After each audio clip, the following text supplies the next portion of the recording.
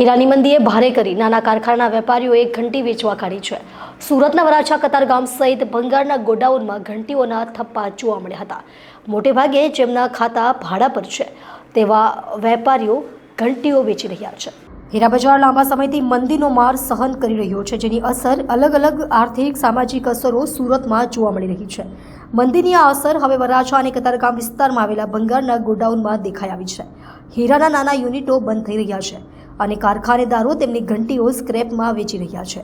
સ્થિતિ એ છે કે હીરાની ઘંટીઓથી સ્ક્રેપના ગોડાઉનો ભરાઈ ગયા છે। ઘંટી વેચવાવાળા ઘણા આવી રહ્યા છે, પણ ખરીદવા માટે કોઈ આવતું નથી। છેલ્લા કેટલાક સમયથી મંદીનો માહોલ ચાલી રહ્યો હોવાને કારણે નાના બધા યુનિટો બંધ થઈ રહ્યા છે, તો ઘણા બધા કારીગરોએ હીરાનો ધંધો છોડીને અન્ય જગ્યાએ રોજગારી માટેની તલાશ આદરી દીધી છે। કોઈએ નાના મોટા વ્યવસાય સ્વીકારી પરિવારનું ગુજરાન ચાલી શકે તેવી વ્યવસ્થા કરવા લાગ્યા છે। વરાછા વિસ્તારમાં મહાદેવનગર, સવાણી એસ્ટેટ અને ભવાની સર્કલ નજીક ઘણા બધા સ્ક્રેપના ગોડાઉનો આવેલા છે। આપનું નામ? મારું નામ મનોજભાઈ જોશી છે। મનોજભાઈ, કઈ રીતનો તમારો બિઝનેસ છે? અમારે સ્ક્રેપનો બિઝનેસ છે, ડાયમંડ સ્ક્રેપનો। એની ઘંટીઓ એ બધું લેતા હોઈએ છીએ અમે, કારખાનાનો સામાન। તો હાલ અત્યારે તમારા ત્યાં બહુ બધી ઘંટીઓ જોવા મળી રહી છે, શું છે એનું કારણ? એનું કારણ એક જ છે કે મંદી હીરા ડાયમંડમાં બહુ છે, એમ તો ઘણા સમયથી છે, પણ આ દિવાળી પછી પણ માહોલ એવું ને એવું જ રહ્યું છે। હર વખતે આવું હોતું નથી।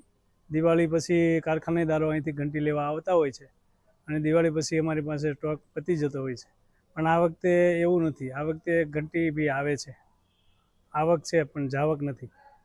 કેટલી હદ તક એ ઘંટીઓ આવી છે અને જતી કેમ હતી? એ લોકો એવું કહેતા હોય છે કે અત્યારે પોસાતું નથી કામ કરવું અને કારીગરોને પગાર આપતો પડતો હોય, એ માટે જરા રફ વેચાતી ન હોય, એ પ્રમાણે છે। તો આ અત્યારે કેટલા સ્ટોકમાં તમારી પાસે હોઈ શકે અંદાજે? ત્યારે તો જેવા વેપારી, કોઈની પાસે 2000, કોઈની પાસે 3000, કોઈની પાસે 500, 600 ઘંટી એવું હોય છે। આમ એક ઘંટીનો પ્રાઇસ શું હોય છે? આમ નવી ઘંટીનો પ્રાઇસ હોય છે 15 થી 17, જૂની ઘંટીનો હોય છે 5-6 હજાર, 5-6 હજાર। તો અત્યારે હાલ મંદીના કારણે કોઈ